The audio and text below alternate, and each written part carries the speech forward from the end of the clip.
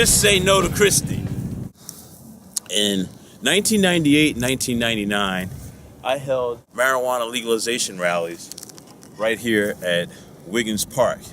It's in Camden, right on the waterfront.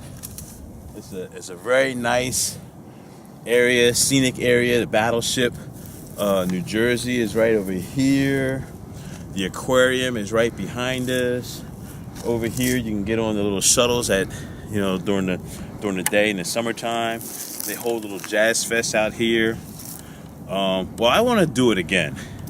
Sometime to be announced, some date to be announced. I'm going to hold marijuana legalization rallies again, right here. I called them back then the marijuana legalization rallies at Wiggins Park in Camden. I think this time I got to come up with a unique name, and try to get it to go annually until we finally have legalization here in New Jersey. But anyway, stay tuned at NJWeedman.com and just say no to Christie. Right now, there's over 20 states have legalized marijuana for medicinal reasons, or, we have our 2 states have outright legalized it for everything. We're talking about Colorado and Washington State. But here in New Jersey, we technically do have a medical marijuana bill, but our law doesn't recognize medical marijuana patients from anywhere else. So if you're a medical marijuana patient and you're coming to New Jersey visiting for whatever reason, you can get arrested because we have Governor Christie here. So I'm warning the cannabis consuming community of America about Governor Christie. Now, we know he's a bully, but he's also uncompassionate.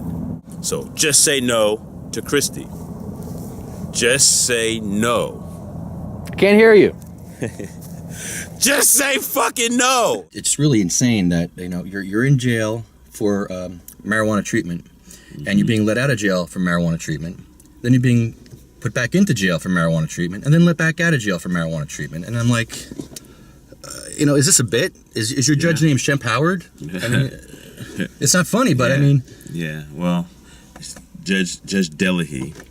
And he was a retired judge who was brought back because of the manpower shortage of the judicial system is short of judges in New Jersey. He's got a nickname. They call him Judge Dementia. He's an older guy, and actually in my case, he actually forgot a huge thing in my case, which directly resulted in me going to jail on this crazy sentence. I mean, early on in our pretrial arguments, I was arguing certain constitutional arguments because I said this was new law, and it still is. New Jersey's medical marijuana laws have not been challenged yet in court. It's been 3 years, almost 4 years, and they haven't been challenged yet. So it's what they call is non-settled law, right? So I was during my pretrial arguments, I had presented some constitutional arguments, and at one point the judge said, no matter which way he goes on this ruling, it's going to be appealed, and which both me and the prosecution agreed. If he went my way, the prosecution was agreeing he would appeal. If he went the prosecution's way, I would have appealed. Well, he went the prosecution way, so I immediately asked for an interlocutory appeal, meaning like stop the case, stop the proceeding, let's go to the appellate court and decide this argument. Well, there was a conference about it, and the judge, on record, the judge and the prosecutor agreed that no matter what now, at the end of this trial, if I'm convicted, that he would grant a stay of sentence so that we can argue that point further at the appellate court. So I went through the whole case knowing at the end of the case, no matter which way it went, I wasn't going to jail. I wasn't going to get sentenced. It was going to get a stay of sentence. Well, as we know, I won on the possession with intent to distribute. That was the charge that could have put me in jail, in prison. The possession, I wasn't worried about it, even though I was hoping to get a 100% exoneration. But, whatever. The case that could have put me in prison, the jury found me not guilty. But the simple possession I got found guilty of, which I talked to a couple of the jurors later. One or two of them smoked weed, and one of them actually said that they were giving a bone to the prosecution. They didn't think anything of it. Well, the judge reneged on the deal at sentencing and gave me, and that's where I say, he forgot. I'm being nice by saying he forgot.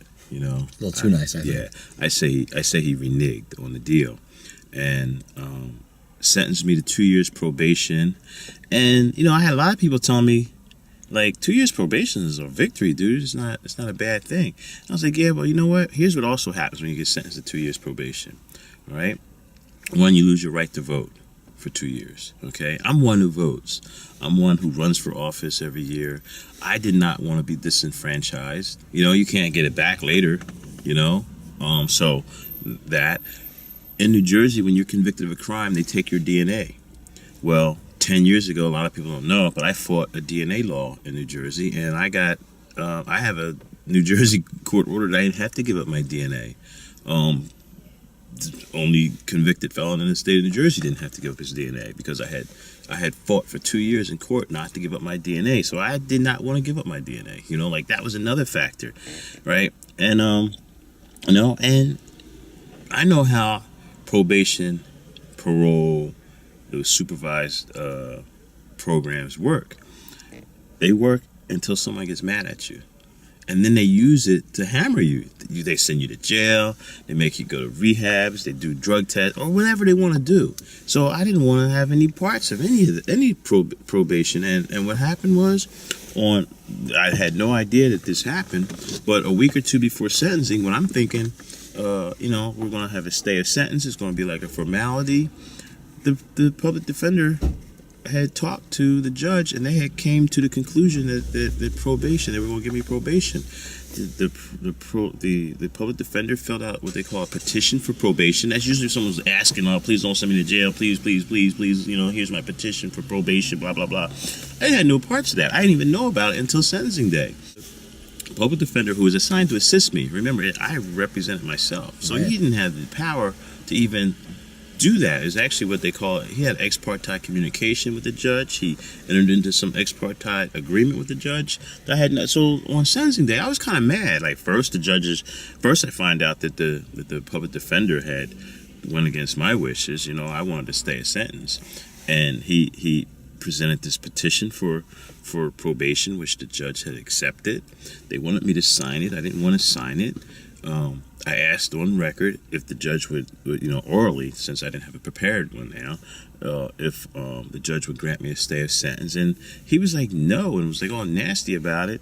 I don't know. I was mad. I said I was going to file a motion for reconsideration, this, that, and the other. But it was one of those times I kind of lost my temper, and I was frustrated. I refused to sign the petition for probation, and at the end of the hearing, I left. I didn't even go to probation, and I was planning on signing a motion for reconsideration. I talked to the probation people, though. I did tell them that I had to go to California for my medical treatment, which the judge actually that day at sentencing said I could. Right? He said I can go back to California for treatment. So, but when I went to leave, I didn't know it. The day after sentencing, the judge had another hearing, which I had no parts of, and he issued a fugitive warrant. So when I went to the airport, I didn't know I had a fugitive warrant for my arrest. I go to fly to California for my cancer treatment, and bam, I'm locked up. I spent 45 days in Pennsylvania in the Burlington County Jail before I was released, and the judge would only release me if I pled guilty.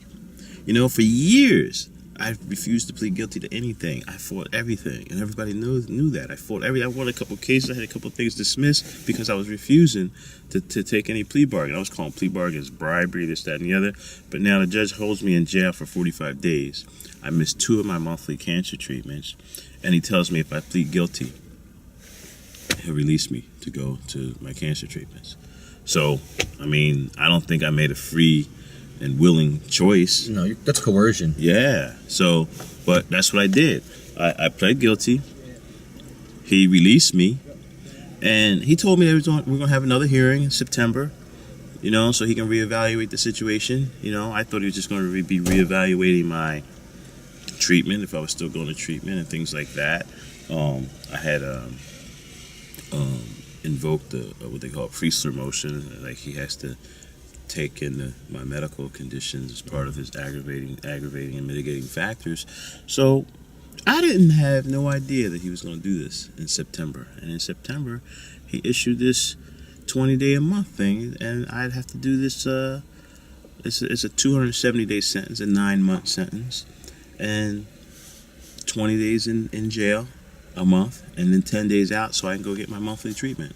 And I think the Judge Delahy, he thinks that he's being compassionate to let me out to go do my cancer treatment, whereas I think compassion would have been not even to have prosecuted me, or to have at least issued a stay of sentence until the appellate court could have ruled on the constitutional arguments. And I have to tell you, almost every lawyer who's looked at my transcripts, who's looked at the issues involved, all think that this case is going to get overturned on appeal. The judge made numerous errors. Just the fact that he wouldn't let me talk about New Jersey's Medical Marijuana Act. That goes to the intent.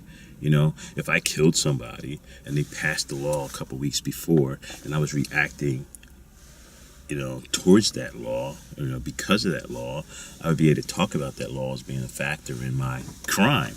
Well, they passed this law saying that the state now recognizes the medical use of marijuana. Okay, so I bring my marijuana to New Jersey the next time I come to New Jersey. I think that had a lot to do with my decision. In fact, it was the decision. I wrote letters. I wrote a couple to a couple people and explained to them, the situation. Like, I moved to California a couple years ago, and now they passed the New Jersey law, blah blah blah. And I came back, and when I came back, I brought a stash of weed. So I don't know. I think it's going to get overturned, but he blew it now. I mean, he gave me a 270-day sentence. There's no way I can get my freedom back, when it's overturned. Do you get any kind of medical treatment while you're in jail? Ibuprofen, because they won't give you any type of painkillers, and that's basically my biggest issue with my bone cancer is pain issues. Right. I get a monthly shot, and that monthly shot is a bone hardener, and it also helps with pain. So, like, for instance, 3 days ago, I got the shot in California. My pain level has been going down. So for the next day or two, it'll keep going down until it reaches a plateau, which isn't as high as it used to be. The drug is working long term, but it's going to go down to a certain level and stay there for a week or two, and then it'll slowly creep back up. By the end of the month, I'll be back in pain. That's generally what it is, and that's what I use marijuana for. Marijuana also is known to shrink or slow the growth of tumors down. I have tumors. Whatever. I know you're a tough guy. You're ex-military. There's a lot of people that are in less pain than you that would be showing up to jail in a hospital, in a ambulance, in a hospital bed, or a wheelchair. And you decided not to do that. You're going to tough it out and not, go that route. But what happens one day if you're too sick to get to jail? Are they going to send an ambulance for you, or what happens at that point? No, I'll tell you, the jail there's no compassion at all. I mean, there are people who die in jail. There are people who have asthma attacks in jail. There are people in jail. There are people in jail that have cancer now. Right. That's why I'm concerned, because what happens one day when you can't get to jail, or if you have an episode in jail where you have pain, you can't move or whatever, because that happens. I know. I've seen your scars. I know you're in a lot of pain. What happens to at that point? Do they take care of you, or are they just going to leave you in a puddle of urine? No, you're just stuck there. That's how you're treated in jail. And I have to tell you, there's, in jail, they don't offer you any painkillers, and I don't take painkillers anyway, because I've had my back problems years ago, and I was afraid of being hooked on them. don't even like the way they make me feel I have a anyway. feeling, yeah.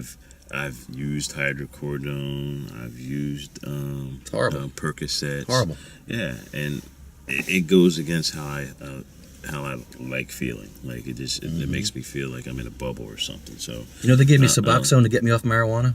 Suboxone. You know how high that makes you? Yeah. Well, who did that? My workers' comp doctor. He didn't like the fact that I was using marijuana to take less OxyContin or oxycodone. So he sent me to rehab to get me off all the marijuana and everything. Put me on Suboxone. Which isn't that addictive too? It's worse. It makes me high, which I don't like the heroin high. I got my pain relief before I got the high from oxycodone. Right. Now they put me on this stuff that they give to people that abuse drugs, which I've never abused drugs. Right. I feel the same way. And I'm like, what are you putting me on this shit for? Mm-hmm. I want to smoke weed. Right. And it took me a while. It took me a year to get off those pills. But I hear stories about all these other people that are getting off all these pills. Mm-hmm. I was on 90 milligrams every 3 hours of oxycodone, and now I take zero. Right.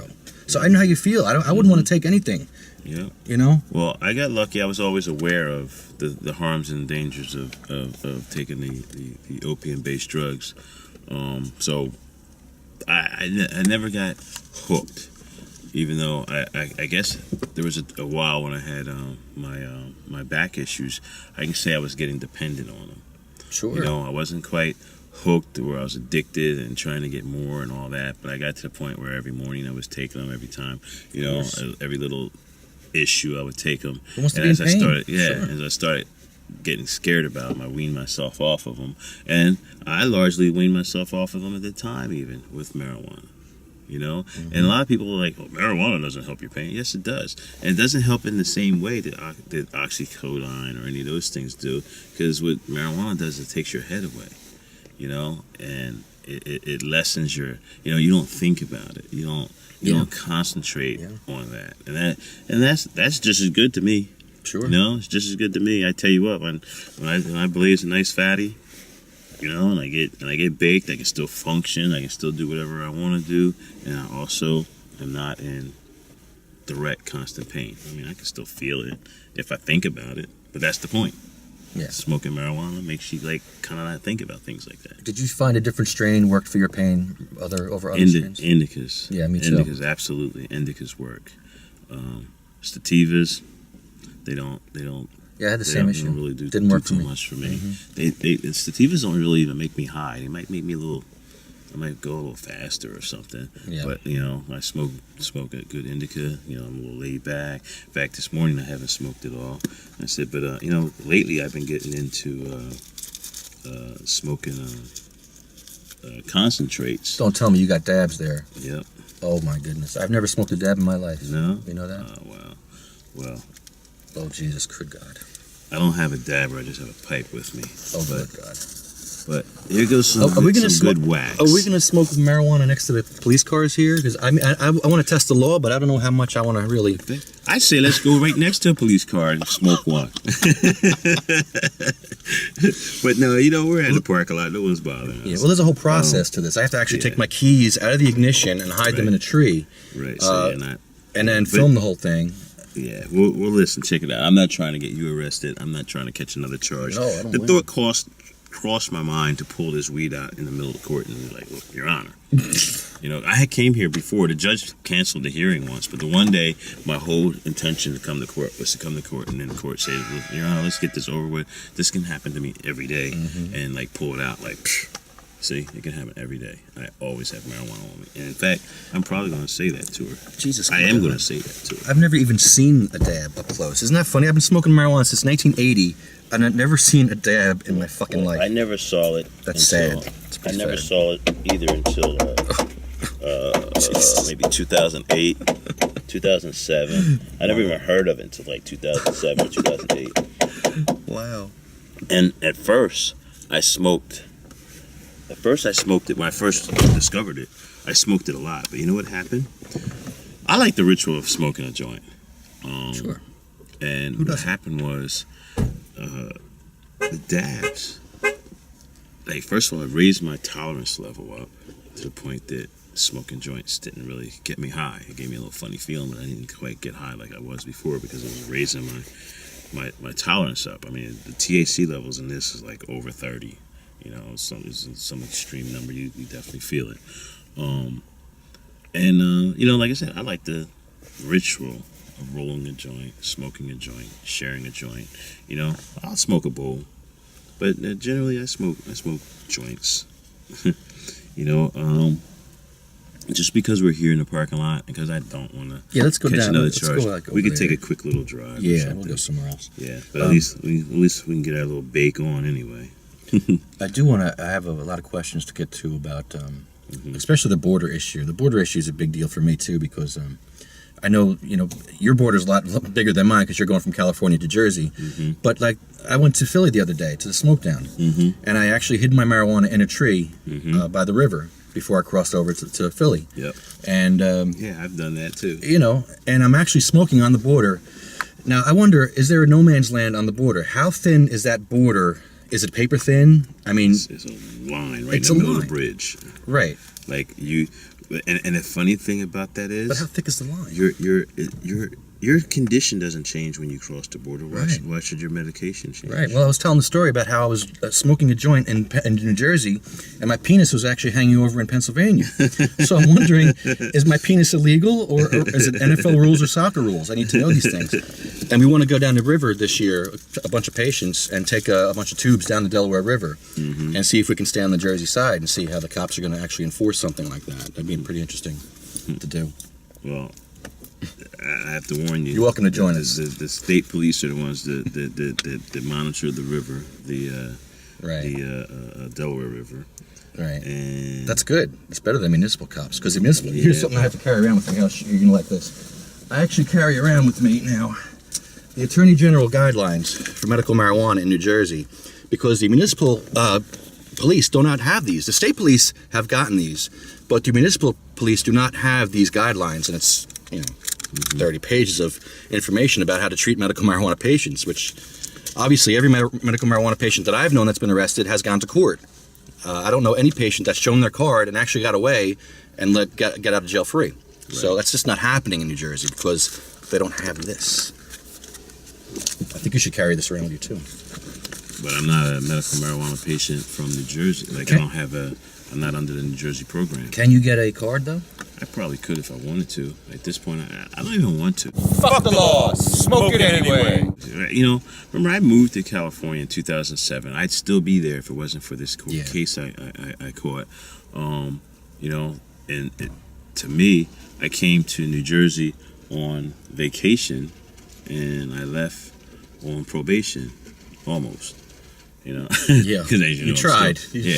I'm still in and out of jail on this charge. What a mess. Yeah, but the point, the problem though, is first of all, I mean, how long did it take you to get your card? At least a year. 4 years. It took you 4 years. See, and like, that's the point. Like, first of all, I don't want to waste the year. I already got a card in California. I can go renew my card anytime I want. I can go to any state, to be honest with you. You can go to Washington State or Colorado, and most states respect the other states' cards. How much does it cost to renew your card in California? $40. $40 a year? $40 a year, or I can go to the state and get a state issue card, and it costs $154. But you get it in 2 weeks. You know how much mine cost?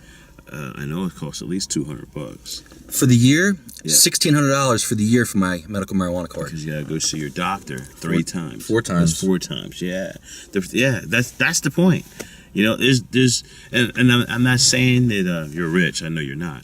I'm on disability, man. Yeah, exactly. So the cost is prohibitive to so many people. Yeah. Like me, in the circumstance I'm in right now, I'm not spending those $1,600 for a card, especially when I can fly back and forth to California 3 times and get a card for less than $1,600 And get dabs. Yeah, get dabs, get good medicine, the whole 9 yards. Treated with respect and dignity. Right. Little things like that I are go important. to California, I'm treated like a patient. When I Right. come to New Jersey, Right. I'm treated like a prisoner. What's the name you're using in court now? Oh, that's funny. I've signed a petition to call myself Just, like the first name Just, Just, another as my middle name, and Nigger as my last name. Just another nigger. And I say that because, one, I don't like the word. I don't use the word. But I've had so many problems in court, and I think the judges have disrespected me or have undermined me, have acted like somehow the law didn't apply to me, you know? So I've said, you're treating me like just another nigger. I feel like I'm highly educated, enough, self-educated.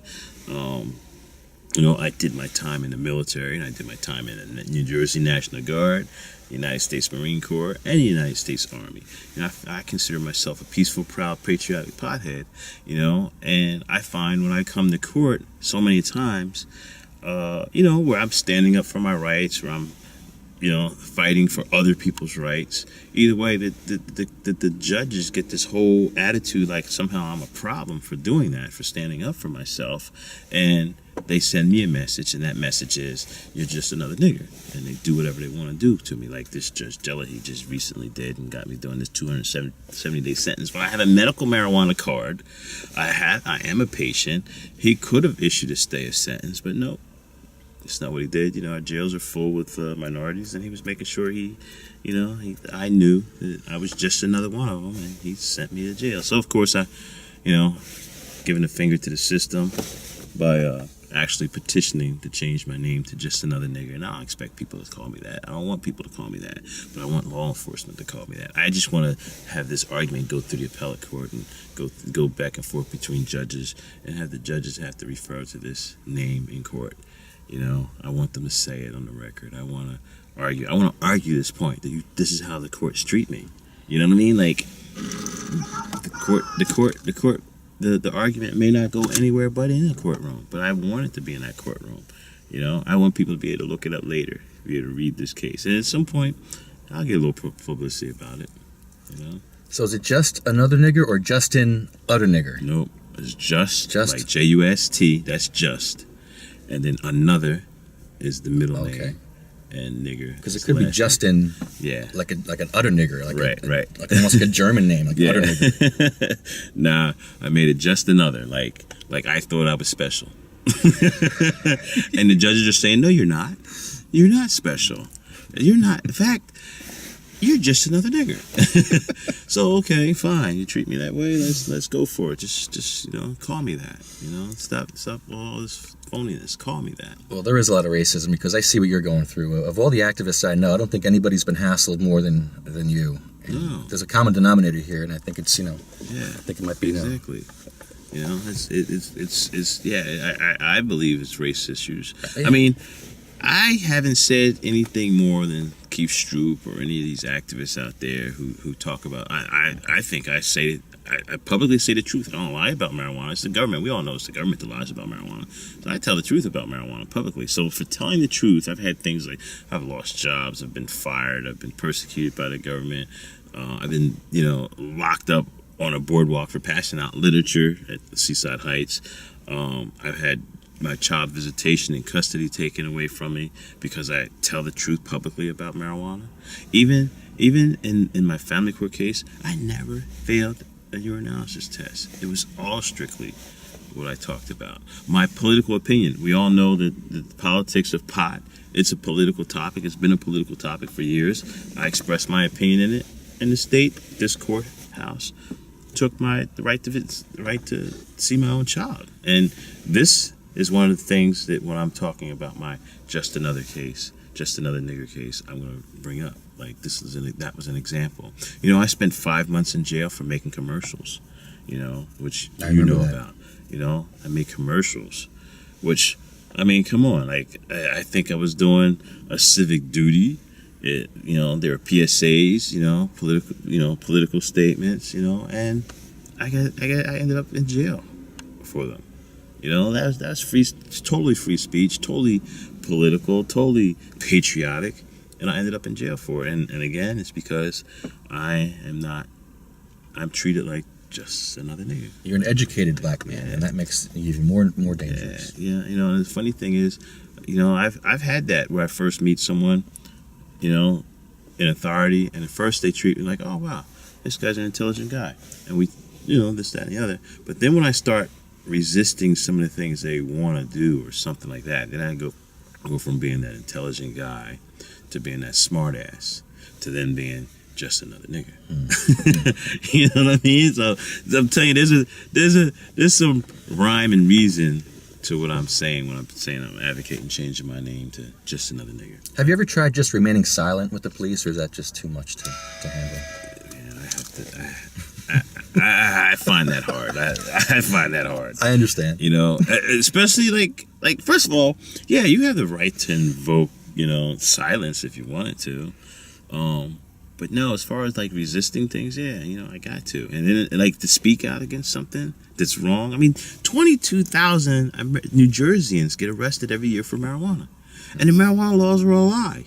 It's it's an absolute lie. I mean, I think there should be at least 22,000 people speaking out every day. You know, screaming, you know, but whatever. You know, I'd say in the state there are probably 50 activists in the state. You know, some are louder than the others. I think I've been around for a while. You know, I've been talking about legalizing marijuana since at least 1997 publicly. You know, my family knew I was a big supporter of marijuana since the 80s. You know, I never hid it. You know, everyone in my family, all my friends all knew. When I was a teenager and in my young 20s, when all my buddies were drinking 40s or drinking beer, you know, I smoked weed. You know, even to this day, I mean, I still have a beer. I mean, I regularly, once or twice a week, I'll have a beer, you know. I like to taste the beer. But as far as my head goes, I don't like an alcohol high, so I don't get drunk, you know. I like and enjoy the taste and the high of marijuana. So I smoke marijuana as an intoxicant also. I have no problems saying that I am a legalizer either. Like, I believe in the recreational. In fact, I don't even like using the word recreational. That's social use. It's the social use of marijuana, the spiritual use of marijuana, and the medical use of marijuana. I'm a total legalizer. Their ambulance didn't come for them because it was stuck on the bridge. Right. And people are making a big deal out of this person that was killed by the bridge closing.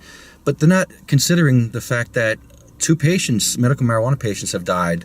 Diane Ripatella and 15-month-old Sabina Rose just died directly because of Governor Christie's overregulation, because Sabina Rose could have gotten OxyContin or Valium within an hour of her doctor's appointment. But for her to get medical marijuana, which would save her life, it took her months of going to doctors, getting paperwork together, and then she sent her card in to get approved, and she was weeks away from getting her card, not getting a marijuana, but getting her card, right, when she died from a 25-hour seizure. So Governor Christie has killed 3 people so far in the past couple of years, but nobody seems to. He's like a bull in a china closet, but nobody seems to. Mm-hmm. Well, you know, we all know he's a bully. You know, we all know he's been, you know, very obstructionist with the medical marijuana laws and regulations. He imposed his own amendments to it that just wiped it out. And I'm not saying I was totally in support of New Jersey's medical marijuana from the get-go. I thought it was too hard. It was a step in the right direction. I thought it had a lot of deficiencies from the get-go. But once he came in, added his amendments, and he obstructed and his instructions to the health department, and you know, he totally made it unworkable. If you ask me, it's unworkable. That's why, again, I qualify, I believe, for New Jersey's medical marijuana program if I wanted to. But why should I? And we live in the 21st century anyway. To be honest with you, these borders, you know, I'm not confined to these borders. I freely travel across the country as it is now, you know, and, you know, it's much easier to belong to a program in another state than it is in New Jersey. And until Governor Christie is gone, I think we're stuck with this in New Jersey. Now, luckily, you know, like I said, I moved out of New Jersey 5 years ago, and I moved to California.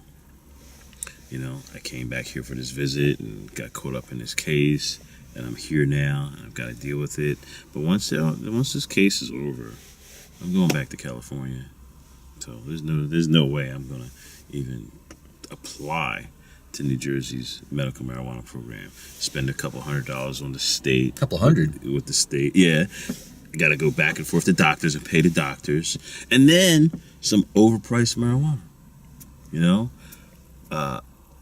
I want to complain about the THC levels in that marijuana too, but I'm not even going to get in that. That would be to imply that someone has let me smoke some of their marijuana. So the state issued marijuana. Not So I'm me. not going to do that. I will not share my marijuana with I you, Ed. know. I will not. Well, I'll share mine with you. You can? Yeah, this is my. I don't even care. This is my California marijuana I'm gonna dab today. That I brought, and I got. I packed this bowl with a dab underneath, little pot on top, and we're getting ready to go take a little puff. At this point in history here in America, I don't think any marijuana defendant should be convicted. Any marijuana defendant, I think, when charged, should demand a jury trial. And if you happen to be a member of the jury, you should never, ever find a marijuana defendant guilty. As a patient, the patient or medical marijuana user should always argue that the law is wrong and not him. And we know that the American people feel that way. More than 50% of the American people feel that way. And we only need one. We only need one. So, like I say, we need to utilize jury nullification. We need massive public awareness for jury nullification. Google the term jury nullification and jury rights. That's NJWeedman, and that's my advice. Utilize jury nullification. Like outwardly, I don't look like I have anything. No, but I've seen your scars. Yeah. I mean, I guess you can't show me right now. Yeah, it's kind of hard. Yeah, I'm in the car, and I got these tight jeans on. Yeah. I have to damn near pull my pants off to show the one on my knee. Yeah. But no, actually, I got one right here. I got this one in my hip for when they went into my hip to scrape bone out of my pelvis. Jesus. I mean, that's Yeah. and to be honest with you, that was the most pain I ever had when they took bone from the inside of my pelvis. They had to scrape bone from the inside of my pelvis, and like I practically couldn't put any weight on it for at least 2 weeks, 10 days, something like that. And I was in pain probably for a good 3 weeks. A good solid 3 weeks I was in pain where like I didn't want to walk. I was on crutches the whole 9 yards. I didn't sleep right. That's a period of time that I did use Percocets. I think I was on. I can't remember what I was on then. But here you are walking into jail. I would need I would need an ambulance to walk in if I was in his shape, man. I'm seriously. This is a tough guy here. I have a prescription that I'm supposed to be on crutches because the tumor in my knee is growing into my knee joint. Jesus. And the danger is breaking my knee. Oh my God. And there are some people who don't even know they have these because they don't experience pain. I experienced pain, so I was like, that's what made me like check this out, like what's going on. That's how it was discovered. But some people get things like this and they don't experience pain. Those people, they discover they have something by just stepping off a step one day, too late, breaking their leg. Yeah. Like they just break their bone.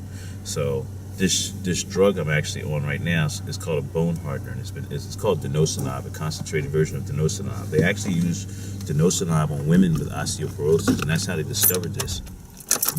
That they were using denosumab on women with osteoporosis, and they also noticed that some women who had other type of bone conditions like bone tumors, their tumors either went away or stopped growing. So what they did was they came out with a concentrated version that they're actually testing right now on people with my condition, and there are other conditions out there too they're testing on. But because they needed a test group when I was, it's almost like a godsend. I happened to be in the right place at the right time. I went to USC, which is a teaching hospital, University of Southern California General Hospital in LA, trying to get charity care. And I actually was getting the charity care to the point where I was actually getting ready to get surgery when this study was initiated, and they went actively looking for people with my condition. And bam, because I was at this teaching hospital and everything is all online and all that, I was quickly discovered to have this condition, and bam, I was asked if I wanted to be in this program. I was getting ready to have the surgery, so to me, it was like a godsend. I didn't want the surgery. I'd already had the surgery before. I already experienced bone pain from them cutting tumors out of your bone. You know, I already experienced that. So I didn't want that again. Plus, here's the dilemma I have. I had them cut out before they come back. Okay, so people in my class of people that have tumors and they come out and they come back, you know, most likely they'll always come back no matter what. So if I get it cut out again, it's going to come back. Okay, the danger of that is it could come back somewhere else. Okay, like, you know, like now it's it can get bloodborne and get somewhere else. It could metastasize and become bloodborne and end up in my chest and my lungs, things like that. Just from the procedure of cutting it out. Or this bone hardener can harden it so it doesn't break. It still may one day metastasize, go malignant, you know, you know, like it is cancer, but it's benign. It is active. You know, it's growing, and like I said, I have a couple of them, but this is the one that hurts. This is the one that's big. This is considered huge for a tumor, and it got huge because I didn't want to get it cut out. You know, it just kept growing and growing and growing. But I felt it in 2009, and because I had it in 2001, I had it in 2001 one group, and I got that one cut out. That I knew it was going on. I even waited a year before I actually went and checked it out. I think I was scared. I don't know. Everything was going good for me in California.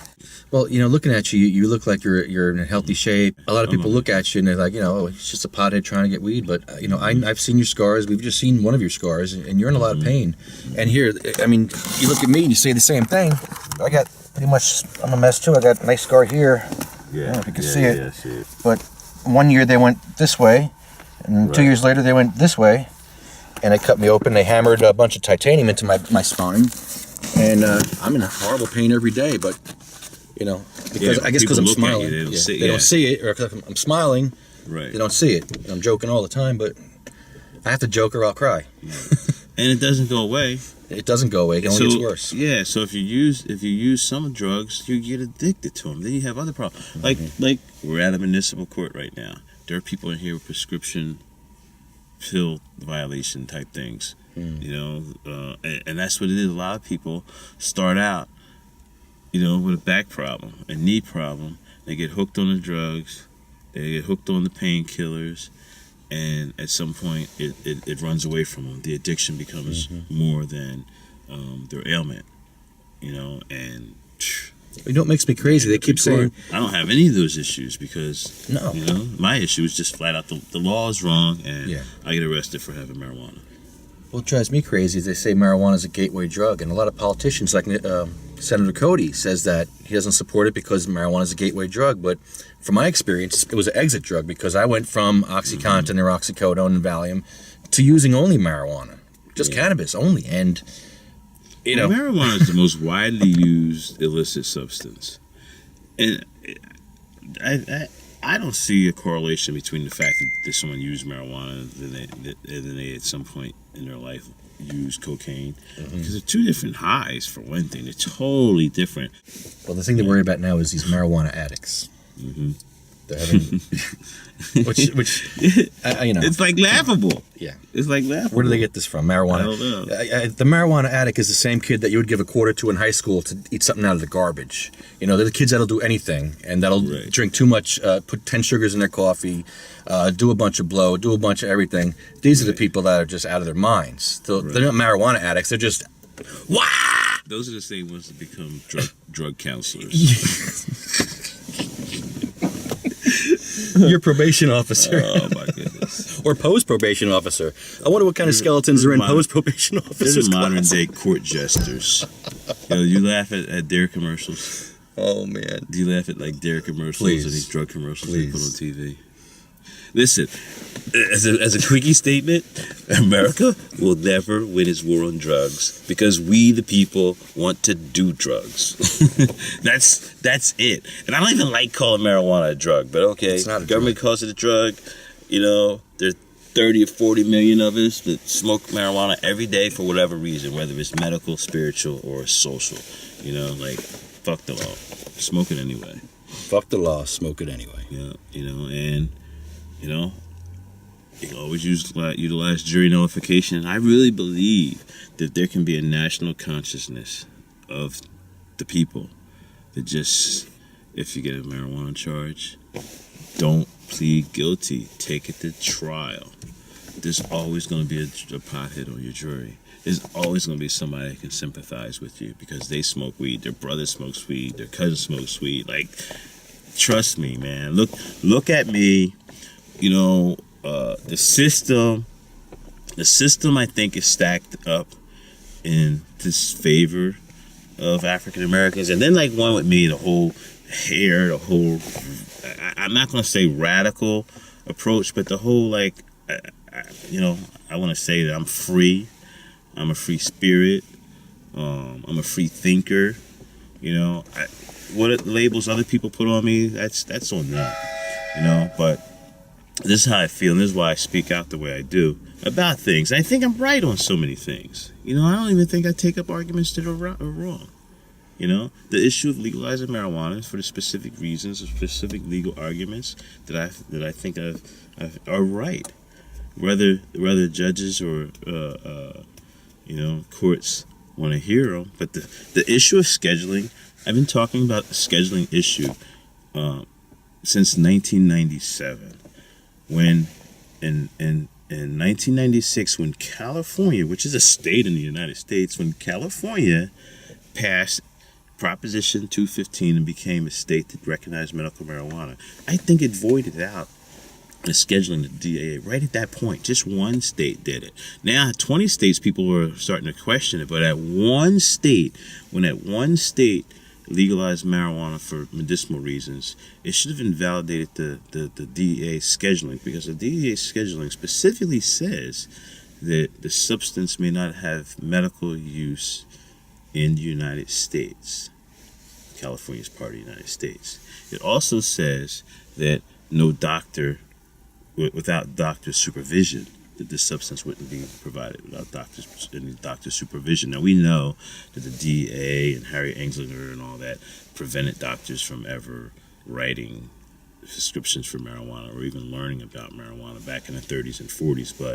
But when California doctors started giving recommendations, there were, in fact, so 2 of the 5 definitions of a medical marijuana, of a Schedule I drug, were already not, marijuana didn't conform to that in 1996. So I started arguing those things in 1997. And in 2000, when I went to trial, the judges and the courts didn't even pay any attention that was part of my argument.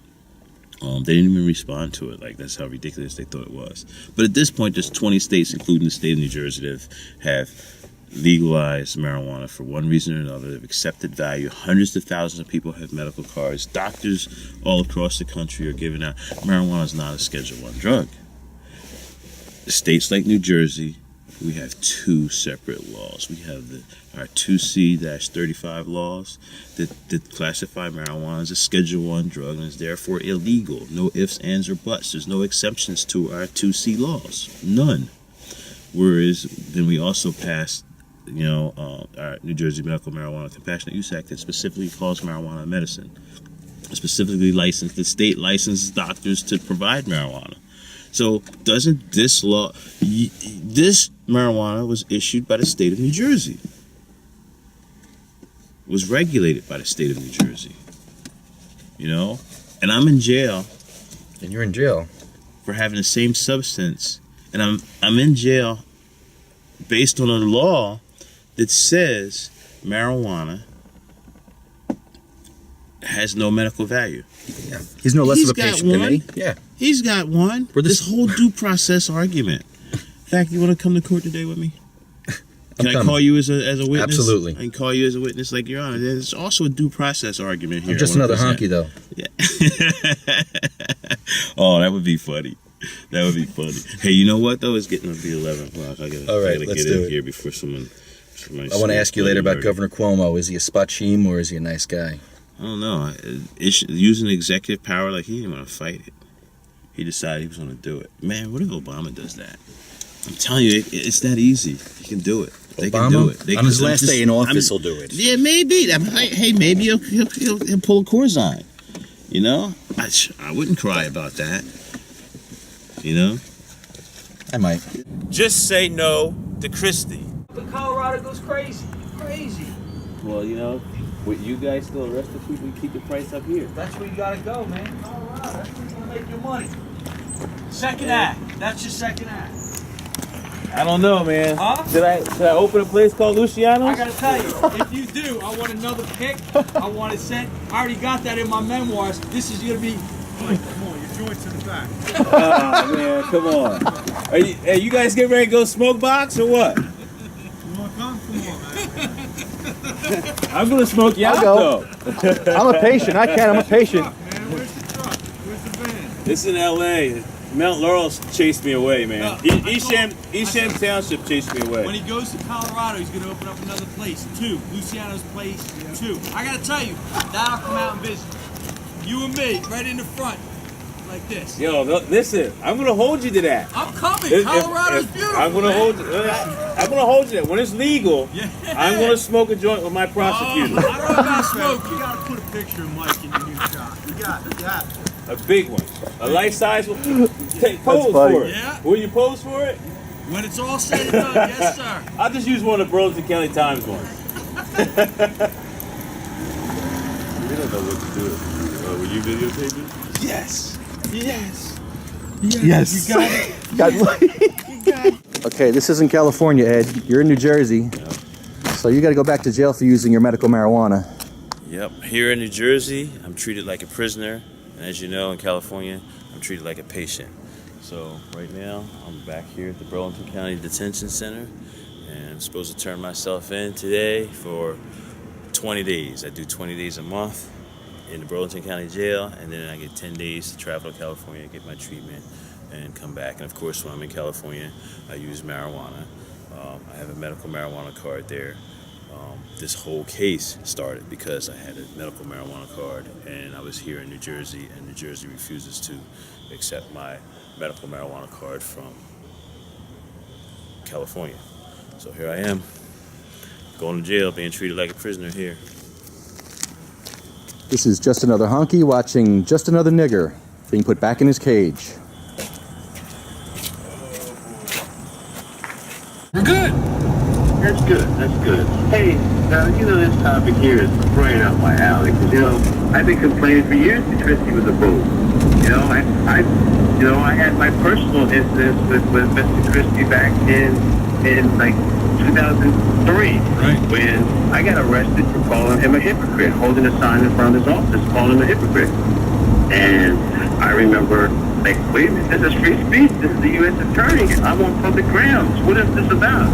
You know, like, there's no way that his office didn't understand the First Amendment. He was just being a bully. And I got arrested 3 weekends in a row, 3 weeks in a row, for holding a sign in front of his office as the U.S. Attorney, calling him a hypocrite. I was on public property. I didn't do anything illegal. So you think he's a bully, and this goes right in line with the behavior you've seen him. Yeah, and But you know, arresting one guy, and I'm not disagreeing with you because I have no idea what happened, but arresting one guy and what happened in the Fort Lee side of the GWB, I mean, it goes to his character. It goes to, even if he's yeah, but that's like saying just because you know a guy is angry, you would assume he's guilty for killing somebody. Guilty of killing somebody. You know, I don't know if you can make that. Weedman, you know I've been on your side this whole time. I'm just not sure you can make that connection. But we've all witnessed him calling people idiots, flipping out, and there's a whole list out there online if you Google it of other people I know. that say that Christie bullies them too. Just Google it. I know you're right. I know you're right. I would agree with you that there was probably that type of spirit in his office. I'm just not not ready to make the connection that he called. Did, and I'm glad the entire nation is getting ready to see what they got coming out of it. All right, thank you, Ed. Good luck to you in your situation. If I were Ed, I would feel the exact same way about Catherine Christie. All right, Ed, thanks for the call. I just- Ed I'm not Firshot. Just say no to Christie.